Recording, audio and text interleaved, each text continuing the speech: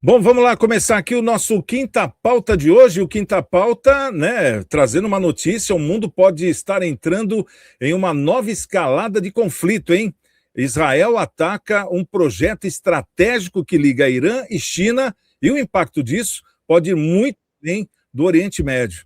E não foi qualquer alvo, não, viu? Foi uma ferrovia bilionária ligada à chamada Nova Rota da Seda, um dos projetos mais ambiciosos da China para dominar as rotas comerciais globais. E a pergunta que está circulando nos bastidores internacionais é direta: isso foi um ataque isolado ou um recado para o mundo inteiro? Porque o time chama atenção. O ataque acontece justamente em meio a uma trégua delicada entre Estados Unidos e Irã, negociada sem protagonismo direto de Israel. E tem um detalhe ainda mais preocupante: a estrutura atingida é estratégica para o transporte de petróleo, ou seja, o impacto pode chegar direto na economia global. E não para por aí, não.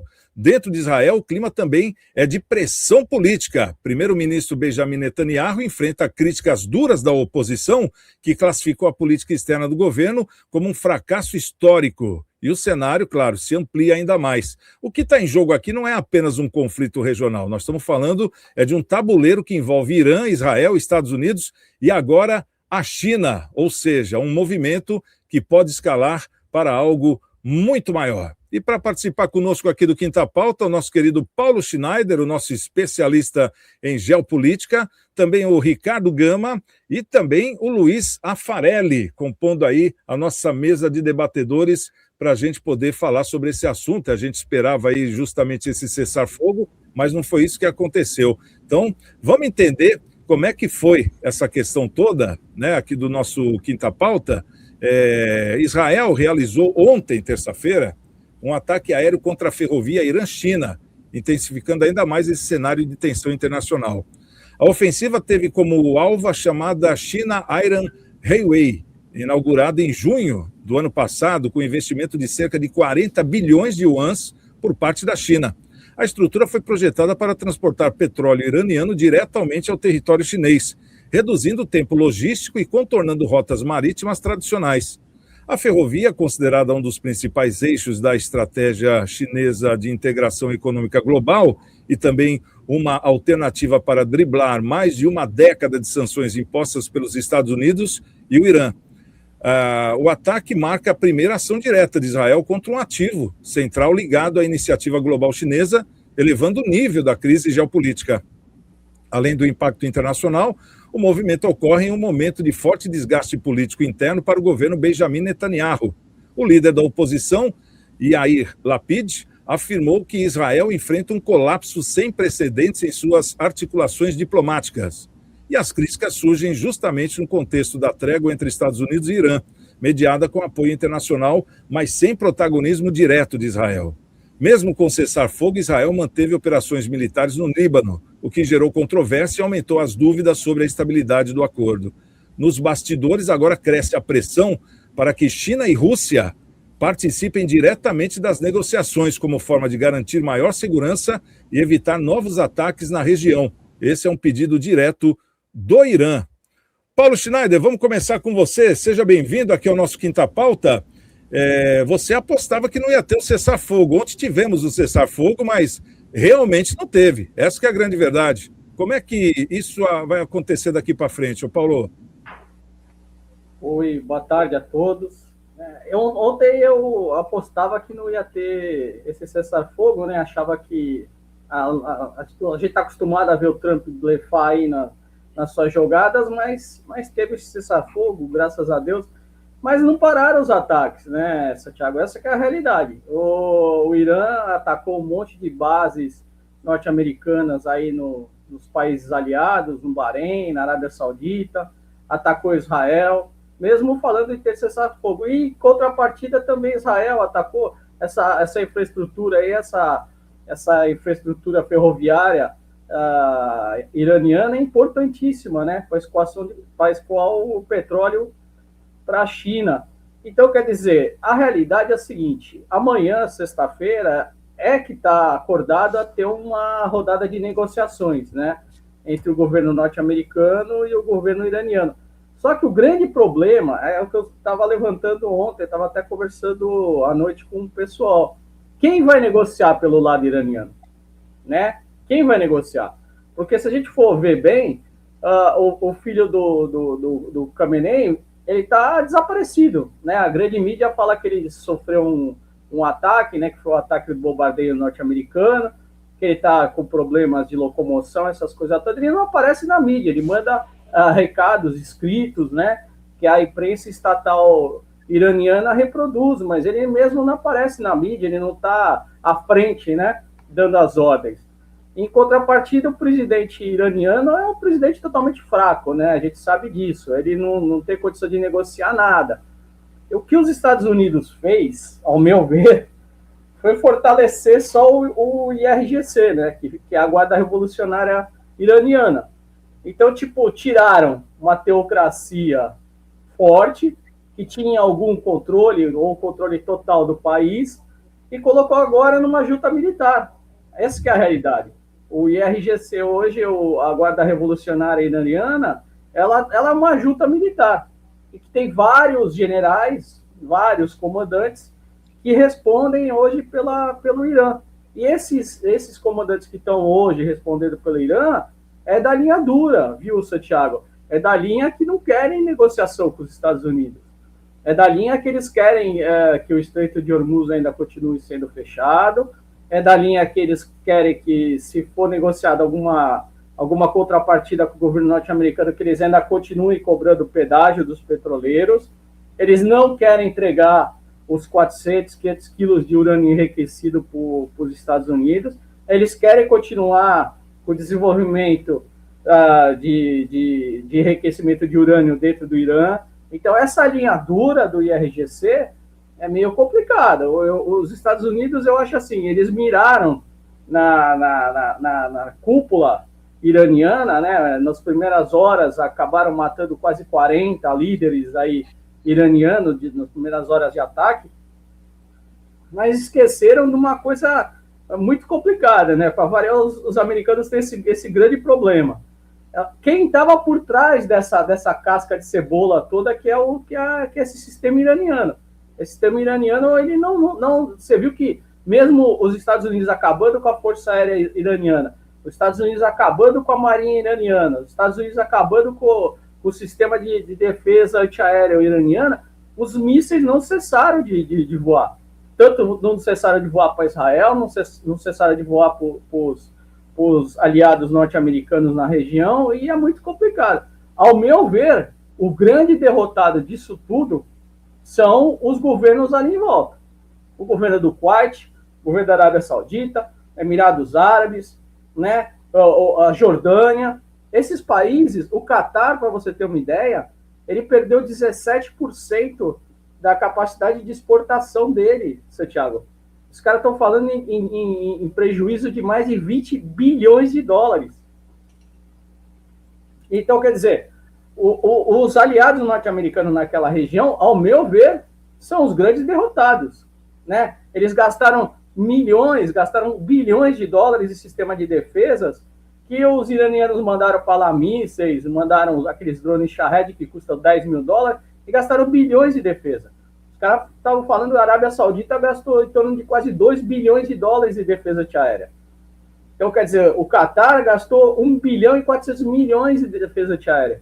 Então, quer dizer, é uns valores absurdos, e fora esses ataques que aconteceram nas unidades de produção de petróleo desses países. Então, eu não sei qual a mágica que o governo Trump vai fazer para dar mão para esses aliados, porque, ao meu ver, os grandes derrotados dessas guerras todas foram os aliados norte-americanos na região. Né? Todo mundo aí está cantando vitória. O Irã está falando que venceu, o Trump está falando que venceu, não sei o quê. Mas, ao meu ver, os grandes derrotados foram esse pessoal. Esse pessoal sofreram baixas aí, economicamente falando, muito, mas muito altas. Né? Visto que é o próprio turismo, né, Santiago? O pessoal visitava aquela região lá do Oriente Médio. Você vê o turismo hoje é quase zero. Zerou, né? Zerou. Não tem nem como entrar lá, né? Eu conheci gente numa reunião que eu tive, né, dos comandantes aí da base aérea, do comandante do exército, que ficaram presos ali em transatlânticos, né? Brasileiros ficaram presos em transatlânticos quando tiveram esses ataques lá no Oriente Médio. e voltaram à base de bombas, né, ali no aeroporto ali de Dubai, a base de bombas vendo drones caindo de bombas em hangar, ali perto de onde eles estavam. Então, quer dizer, quem que é o ocidental que vai querer voar para Dubai? Vai querer passar suas férias em Dubai, que ele estava fazendo antigamente. Então, o turismo foi também grande afetado nessa região. Então, quer dizer, ao meu ver, os grandes prejudicados foram esses países aí. E uma coisa que é muito importante a gente salientar é que os Estados Unidos passou uma linha vermelha do próprio Estados Unidos, né? O próprio Congresso agora está aprovando uma limitação para o Trump nessa questão da guerra. Nesse momento, o Congresso americano está justamente tirando o poder da guerra das mãos de Trump. Ou seja, você pediu um cessar-fogo, fez o certo, então agora vamos cumprir esse cessar-fogo. Imagina bem, você fala para a imprensa mundial que você ganhou a guerra. Ah, tudo bem. Mas em contrapartida, o seu oponente vai cobrar pedágio dos transatlânticos? Então o Congresso norte-americano está falando, mas como? Quem ganhou a guerra foi o Irã, então. Que de uma hora para outra vai cobrar 2 milhões de dólares dos transatlânticos que vão passar pelo Estreito de Hormuz. Então quer dizer, coerente o negócio, né? E veio justamente isso que eu ia complementar, junto com o Senado americano, veio um relatório de artefatos que os Estados Unidos ainda têm para poder pôr nessa guerra. E está muito baixo. Eles falaram que eles não aguentam mais um mês de guerra. O próprio Estados Unidos, o Congresso tirou esse poder da mão do Trump porque ele estava indo para o tudo ou nada. E, poxa, mas calma aí, a gente não fez uma perspectiva, a gente não fez uma projeção, nós tínhamos aqui um mapeamento, o Trump foi contra, ele foi contra todo mundo. Para você ter uma ideia, 12 generais pediram as contas de ontem para hoje nos Estados Unidos. Então, quer dizer, o negócio está feio. Por quê? Porque o Trump não quis ler os relatórios. Segundo diz o secretário de guerra, o Hegseth, ele que estava tomando as decisões, e totalmente erradas. Eu alertei isso aí no seu programa, né? Eu falei, em 8 dias de guerra, eles usaram o estoque de 1 ano de Tomahawk. Em 8 dias de guerra, em uma semana, os Estados Unidos usou o estoque de 1 ano de Tomahawk. E não tem mais. Tanto que o Trump agora ele já abriu a boca querendo o armamento até da Ucrânia. Ele pediu hoje isso, né? O armamento da Ucrânia para pôr lá. Quer dizer, não tem armamento. E ao mesmo tempo, foi uma fórmula que foi encontrada, esse sim do Irã, porque se o Irã falasse não, estava lascado. Essa que é a grande verdade. Porque tem fogo para mandar ainda. E ontem mandaram 4 novas bombas lá, que o pessoal falou, o que é isso? Eu pensei que já tivesse acabado, veio bomba pior ainda. Aí o que acontece? O Trump agora, ele está naquela, parei a guerra, consegui parar a guerra, graças a Deus, me livrei. Mas aí entra o Netanyahu, porque o Netanyahu que é o pitbullzinho da história, né? Ele que quer a guerra, ele que instigou o Trump a fazer a guerra. E agora ele está praticamente sozinho nessa guerra. E já está, como vou falar, já está passando linhas para lá de vermelhas. Poxa, que nem nós estamos trazendo aqui na matéria de hoje, ele bombardeou uma linha de trem que abastece a China em questão de petróleo. Pô, a China já falou, calma aí, é para entrar na guerra então? Aí, por outro lado, como você falou muito bem, não temos um contato mais entre Irã e Estados Unidos, foram cancelados todos os canais de contato. Isso aí foi cancelado mesmo, não tem conversa, o Irã falou.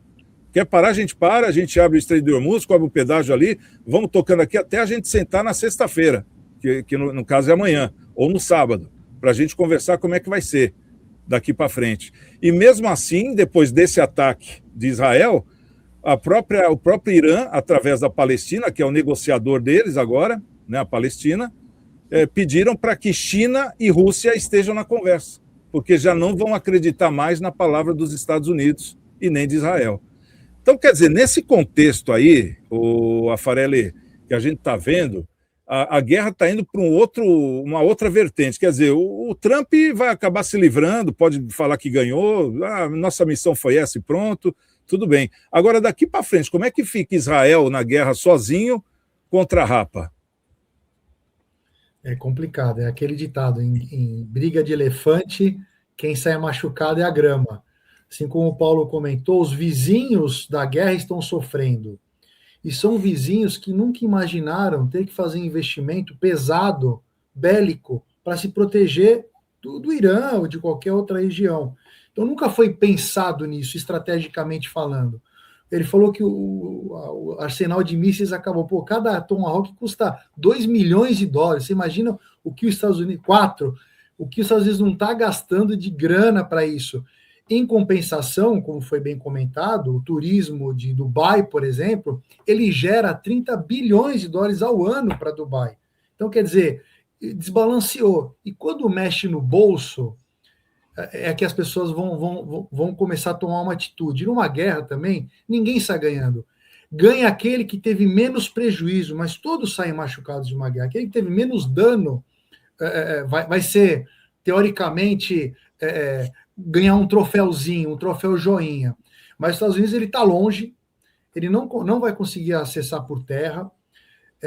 Israel tem as suas brigas históricas, que ele quer eliminar, sim, qualquer ativismo terrorista, então ele acredita que vai, talvez estrategicamente, tenha atingido essa linha férrea, porque eu acho que a China estava muito quieta, talvez foi uma provocação, porque, a China não se mexeu até agora porque o petróleo está chegando de uma certa forma.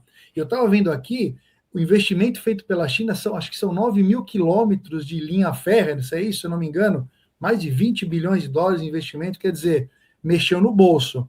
Eu duvido que a China vai se manifestar belicamente para isso, ela vai querer conversar, porque a China, por mais investimento que ela faça bélica, ela quer paz, a China quer vender, a China quer fazer dinheiro. E uma guerra para a China, ela vai diminuir o faturamento dela, ele quer ganhar dinheiro. Diferente dos Estados Unidos e muito diferente do Irã. O Irã está pouco se lixando para a população dela, ele quer ir para os finalmente, ele quer sangue, ele vai para cima. É uma questão de sobrevivência, né? Ele tem um drive de até o fim.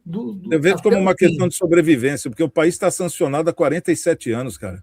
Ele já aprendeu a viver sozinho, ele não precisa de mais ninguém. E agora estão querendo mais uma vez dominar, quer dizer, tanto que o povo saiu na rua lá no Irã, e saiu na rua para se abraçar justamente onde sabiam que iam ser bombardeados pelos Estados Unidos, que já tinham sido anunciados, né, as usinas e tal. É o nacionalismo.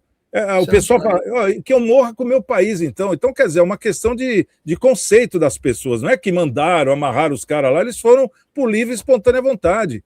Quer dizer, eles vivem isso, né? É uma questão, vou defender meu país. É algo que até invejo neles, viu? Aqui no Brasil nós não temos isso, porque a primeira coisa que a gente fala é entregar para o primeiro americano que chegar, né? Lá não. Lá eles falam, não, aqui é nosso, nós vamos desenvolver nossa tecnologia, foi o que eles fizeram e estão indo bem.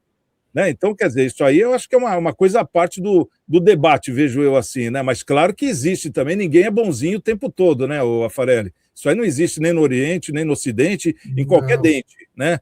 Isso aí pode esquecer que não tem, porque ainda mais na guerra, bonzinho não tem, né? Mas essa questão aqui que a gente está vendo, porque o Netanyahu, ele, se para a guerra hoje, ele vai preso, né? A gente sabe disso. Acabou a carreira dele já, né? Ele precisa fazer com que essa guerra continue para ele sobreviver politicamente, porque ele não pode ter eleição, não pode ter nada, porque o país fica uma baderna. Mas, o Gama, ele não tem mais para onde fugir, cara, ele vai para onde? Até a oposição agora está caindo em cima dele, né? A própria oposição já falou que esse movimento está ocorrendo num momento de forte desgaste, que foi muito mal administrado pelo Netanyahu, né, o líder da oposição, inclusive, é o Yair Lapid, que disse isso, né, que Israel está enfrentando um colapso sem precedentes por falta de articulação diplomática. O que você pode dizer que vai acontecer daqui para frente? Porque vão ter que chegar a um consenso. Eu concordo plenamente com a Farelli. Vai ter que chegar a um consenso. Assim não vai poder ficar. E a China, eu acho que é aquela... Como é que é? Fui bombardeada.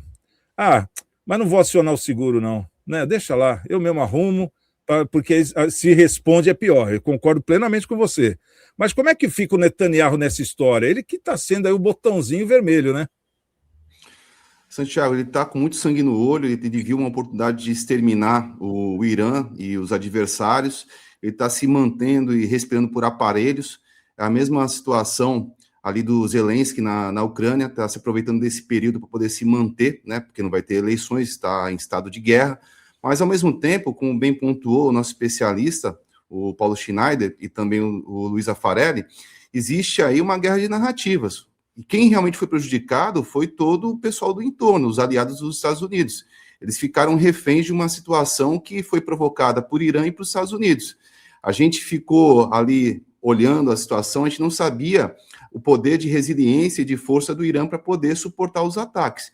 Mas, ao mesmo tempo, eu creio que os Estados Unidos estão se fazendo de fraco, porque eu não consigo aceitar que os Estados Unidos chegue, através de um estoquista militar ou alguém do exército, olha, pessoal, eu só tenho aqui X Tomahawks, aqui já foi estoque de um ano todo, porque isso aí é segredo, a 7 chaves, é segredo de Estado. Como que a pessoa vai noticiar, olha, agora eu só tenho X tanques aqui para poder utilizar, vou precisar dos tanques da Ucrânia? Não se demonstra fraqueza. A gente não pode, enquanto país, qualquer país, demonstrar fraqueza e relatar para a CNN, para a NBC, para quem quer que seja, para a mídia internacional, o quanto eu tenho ou deixo de ter. Eu acho que os Estados Unidos viu que deu um passo maior do que a perna, ele subjugou o Irã e agora ele está recuando para poder analisar qual é a próxima saída dele. Se realmente vai fazer o acordo de paz ali, vai tentar fazer a redução do imposto para poder entrar em Hormuz, vai tentar fazer algum tipo, uma gestão nesse sentido. Mas eu creio que os Estados Unidos não seja tão fraco assim. Na verdade, foi um recuo estratégico, até porque teve pressão muito grande dos Estados Unidos, porque aumentou o valor do combustível. Então o Trump olhou assim, poxa, deixa eu parar um pouquinho aqui, ver a situação também do entorno aqui dos meus aliados, depois eu vou ver o que eu faço. Mas eu acredito que os Estados Unidos não seja tão fraco assim, e essas ditas baixas de estoque militar, eu creio que sejam falácias. Eu não sou especialista na área, mas se eu fosse presidente da República, eu não queria divulgar o quanto eu tenho de ter de material bélico. Mas vamos ver o que vai acontecer. Eu vou falar o que acontece especificamente com o Tomahawk. O Tomahawk é um míssil muito específico, né? É um míssil que atinge aí distâncias absurdas. Os caras falam em 2.000 quilômetros, 4.000 quilômetros, uns negócios absurdos assim. E a margem de erro deles, em termos assim, é 1,5 metro do alvo. Então, você imagina um míssil lançado aqui do Brasil acertar, por exemplo, Miami com diferença de 1,5 metro do alvo. Mas esse míssil, um fornecedor faz. Ele depende de vários componentes de outras empresas. Mas é verdade isso, não é falácia, não. É inventariado esses mísseis, tanto é que a produção dele é muito pequena, demora 3 meses para se fazer um míssil desse. Na produção tecnologia.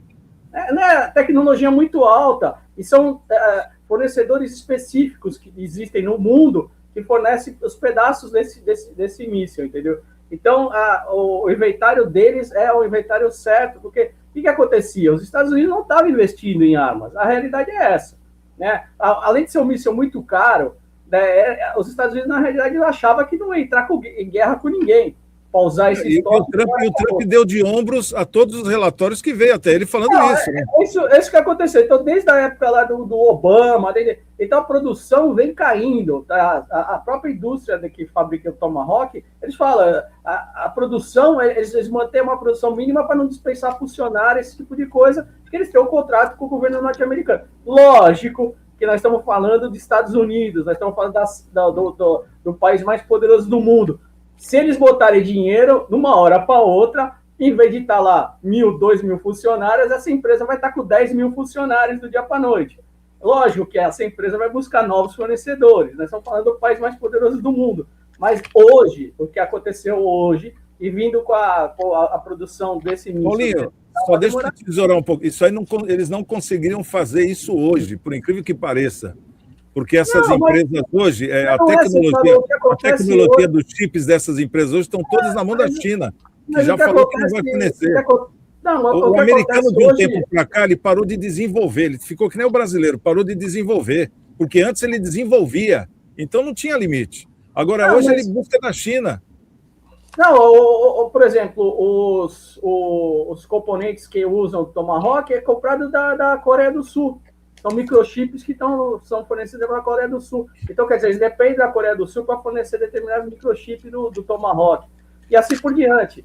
Agora, se tiver botar dinheiro, lógico que eles vão produzir mais rápido. Isso aí é os Estados Unidos. Estados Unidos, a gente nunca pode. A Segunda Guerra ensinou isso para o mundo. Nunca pode se menosprezar os americanos, né? Então, quer dizer, a gente sabe que os americanos, quando querem fazer, eles têm o dinheiro, eles têm o potencial para fazer. Só que o Congresso americano também que tem que aprovar esse dinheirão todo para botar, então não é um negócio assim também tão fácil assim, né? E o pessoal já está meio de saco cheio do Trump lá, viu? Porque é aquela questão, o que ficou agora, o que eu concordo, claro que os Estados Unidos é uma grande potência bélica, isso aí não tem como, mas acabaram os mísseis fáceis, né? Aqueles da guerrinha, agora só tem os mísseis. Como é que vai usar uma bomba nuclear no Irã? Imagina o mundo, a resposta do mundo para uma bomba nuclear hoje em dia, bem diferente do que foi o Japão, nas duas que soltaram, né? E sendo o único país que soltou bomba atômica até hoje no mundo, Estados Unidos, se solta mais uma no Irã, numa guerra que você vê que existe ali, claro, né, respeito, não sei se essa é a palavra, mas existe ali uma tolerância. Então, acho que aí o negócio engrossa de vez, né? Então, acho que são cuidados que tem que se ter, né? E eu acho que a diplomacia faltou muito nessa hora. Eu acho que o Trump se empolgou muito com aquela tabela periódica dele lá, no começo do mandato dele. Isso aí feriu os sentimentos dos países da Europa, por isso que a OTAN hoje vira as costas para ele, que ele reclamou hoje. A OTAN não está dando nada para os Estados Unidos, e nós sempre demos tudo. E é verdade, ele sempre abasteceu a OTAN. Mas aí o que acontece? Os caras falam, pô, você quer cobrar a taxa da gente? Quer deixar a gente pobre? Como é que eu vou ajudar você? O Trump, ele fala de um jeito como se a OTAN pudesse dar alguma coisa. Sabe quantos porta-aviões tem em Inglaterra? 2, acho, né? 2 porta-aviões. E sendo que eles estavam pensando em desativar porque estava ficando muito caro para o governo britânico manter. Então, quer dizer, como é que eles vão dar alguma coisa? O Trump ele tem que entender isso. O pessoal da OTAN já tem a guerra deles lá, focalizada na Ucrânia. Né? Eles estão com medo dos russos. Eles não estão com medo dos ucranianos. Essa que é a realidade. Né? Então, quer dizer, eles estão... É questão de sobrevivência também. Né? É que nem ele fala, quantos porta-aviões tem a França? Fala para mim. 1 porta-avião. Então, quer dizer, como é que vai colocar um porta-avião parado no Estreito de Hormuz? Falando em porta-aviões, se a gente for nessa base, os Estados Unidos tem 13 porta-aviões e funcionam 3. Hoje estão funcionando 2. Então, por aí você vê que está defasado o negócio. Não, mas os Estados Unidos tem 13 porta-aviões, mas porta-aviões, a gente está falando de porta-aviões de 14, 15 bilhões de dólares. Entendeu? São super porta-aviões. São tecnologias que nem o do Gerald Ford, o reator do Gerald Ford, ele é suficiente para abastecer uma cidade imensa, o reator do Gerald Ford. Gerald Ford, ele fica navegando, se quiser, eternamente no mar, que os marinheiros vão morrer, precisam comer. Mas, cara, o reator do Gerald Ford é um negócio absurdo. E se for ver pela classe Nimitz, é um reator muito menor do que da classe Nimitz, e com 70% de potência maior do que da classe Nimitz. Então, mas tem que tomar cuidado com a caixa d'água que pega fogo, hein? Não, tem que tomar cuidado com a privada em top. A privada lá em top. Bom, vamos ficar atento aí nessas histórias, né? A gente amanhã... Eu prefiro nem trazer mais esse assunto, essa que é a minha grande vontade, falar a verdade para vocês, né? Mas, se tiver, a gente traz aí mais atualização. Tem mais um negócio bom para o Brasil, hein? O Joesley Batista investiu 300 milhões de reais Senhor das Armas agora. Senhor das Armas. Ele comprou a Vibraz agora. Então, a Vibraz estava para fechar, ainda bem que ele comprou, viu? Porque estava para fechar e a Vibraz é símbolo do nacionalismo brasileiro. Né? Referência. Mas acho que essa guerra, como o Paulo estava comentando, falou da França, tudo, já mudaram a concepção, tá? A França já está querendo retomar até investimento em reatores nucleares também, investimento em novos armamentos. O pessoal viu que ficar quietinho em investimento bélico não dá muito resultado. Você começa a perder a moral num evento desse. A Inglaterra, o pessoal é muito bom no que faz, mas equipamento mesmo, acho que só os Estados Unidos e a China têm um poder material disponível imediato assim. O resto já pensaram diferente, hein? Já mudou. Já podemos esquecer da Rússia, hein, doutor? A Rússia, hein? Não podemos esquecer da Rússia. A Rússia. Coreia do Norte. Uma notícia, não sei até que ponto ela pode ser considerada verdadeira, com esses países do Oriente Médio, com muito dinheiro, investimento, eles têm dinheiro e não sabem onde gastar. Gastam em em infraestrutura para receber turistas. Já estão querendo direcionar parte do orçamento para investimento bélico. E sabe quem vai ajudá-los? A própria Ucrânia. Nessa resistência que ela está tendo contra a Rússia, a Ucrânia vai começar a ajudá-los. Vocês me ajudam com dinheiro, de drones. Eu ajudo vocês com estratégia de guerra. Pô, o pessoal vai começar a se armar tudo de novo agora.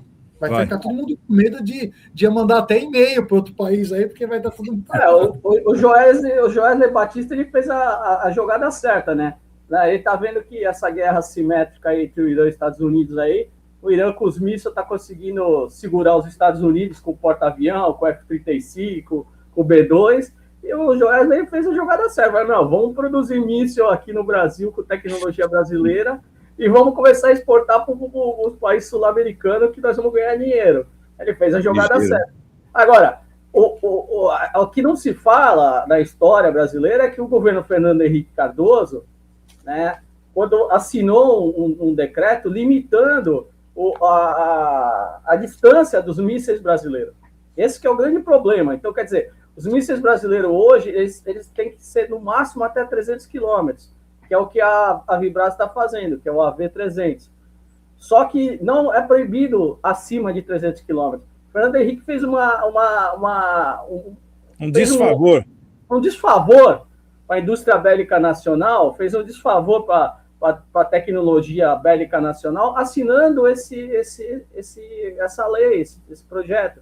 Então, quer dizer, é um absurdo isso, né? Sendo que a Vibras, ela domina a tecnologia de combustível sólido, eles estão à frente aí de um monte de coisa. Eu não sei se você sabe, eles já têm míssil hipersônico já há muito tempo, a Vibras. É que é segredo militar, né? Mas dizem que tem míssil na Vibras que já alcança 4 vezes a velocidade do som. Bem diferente daquele do Irã, que 12 vezes, 10 vezes. Mas, poxa, mesmo assim, cara, os Estados Unidos não tem hoje uma tecnologia dessa, por incrível que pareça. Os Estados Unidos estão correndo atrás. Então acho que foi na hora certa, viu? Isso aí tudo tem um porquê, né? E eu acho que o futuro do Brasil, como qualquer outro país, é ter a arma nuclear, senão não consegue se autossustentar. Não tem mais essa. É o que o Luiz falou. Todo mundo vai ter que se armar de novo, Luiz. Não tem jeito, eu concordo plenamente. Até para imperar a paz, né? Através disso. Sim, senão... é verdade. Por que não ataca a Coreia do Norte, né, Santiago? Por que não invade o maluquinho lá? Porque o maluquinho tem arma nuclear. 20 milhões de habitantes, que nem a Venezuela, mas vê se ele entra lá. Então, vê se os comandos entram para pegar o maluquinho lá na Coreia do Norte. Lógico que ninguém sai também, mas ninguém entra, né? Ninguém entra. Bom, vamos lá, as considerações finais. Ricardo Gama, seu último comentário. Santiago, agradecer a você, a audiência, ao nosso querido Paulo Schneider, o especialista em guerra, em material bélico. Realmente a gente aprende bastante com ele. O nosso querido professor Luiz Afarelli, mas que reine a paz, né, que a gente consiga respirar ares aí de paz no mundo todo, que não tenha guerra nuclear, que a gente fique sempre protegido. Mas é importante investir em armamento aqui no Brasil. O Brasil tem que ser mais visto como uma potência que tem poder de dissuasão, tem que ter arma nuclear, como já falava o Enéas, tem que ter também os mísseis, e a gente mudar a legislação para deixar o negócio mais eficiente. Mas que venha a paz, que a gente fique tranquilo, mas armado. Beleza. Bom, vamos só para o resultado da pesquisa, antes dos 2 comentários dos nossos convidados. Você já decidiu seu voto para 2026? Sim, já tenho candidato, 95%. Ainda posso mudar? 5%, não, né? E também estou totalmente indeciso, 0%. Então está bem diferente, hein? O que deu aqui na matéria, o que os nossos telespectadores estão sentindo. Estão bem confiantes no seu voto aí, bacana. Paulo Schneider, seu último comentário. Espero que chegue a uma paz, né, no Oriente Médio, porque está afetando todo mundo. Ainda a crise forte ainda não chegou, né? Que a parte aí de fertilizante, essas coisas todas, que são exportadas pelo Estreito de Hormuz ali, né? E é o segundo semestre brasileiro, que é a época que vai ter as plantações aí de verão, essas coisas todas, e é a que nós vamos sentir aí, né? Essas altas dos alimentos, essas coisas todas. Então, quer dizer, tomara que chegue a paz, tomara que seja liberado, tomara que a gente veja aí esses países aí se dando bem, né? E coitado dos amigos ali dos Estados Unidos ali que sofreram por tabela, né? Que nem o Catar, Dubai, que sofreram por tabela pela loucura aí do Trump. E bem lembrado, ali passa os fertilizantes também, o pessoal fala só do petróleo, né? Mas passa os fertilizantes, né? Luiz Afarelli, seu último comentário, fica à vontade. Obrigado, Santiago, pelo convite. Saudações para o doutor Ricardo, Paulo, obrigado das informações. A gente sai daqui sempre um pouco melhor desse programa. Às vezes a gente acaba mais aprendendo do que ensinando, do que comentando. E é isso daí, a gente precisa torcer pela paz, ou pelo mínimo possível, porque países longe como o Brasil estão sendo afetados economicamente falando. E quem paga por isso é a população de baixa renda, a população mais pobre, porque é a que está na ponta da corda comprando um remédio, comprando comida, isso vai impactar. O Brasil já não estava em condições excelentes assim para se vangloriar, as coisas já estão aumentando e essa guerra vai impactar. Então eu torço que as coisas se amenizem e todos os países voltem para suas casinhas pensando o que nós possamos fazer melhor para o bem dos nossos vizinhos. Perfeito. Bom, quero agradecer a nossa audiência. Obrigado pela sua presença conosco aqui. Lembrando que amanhã, às 11h45, a gente está de volta em mais um Cidades em Debate. Grande beijo, estamos com Deus. E amanhã, quem chegar primeiro, espera o outro, às 11h45. Até lá.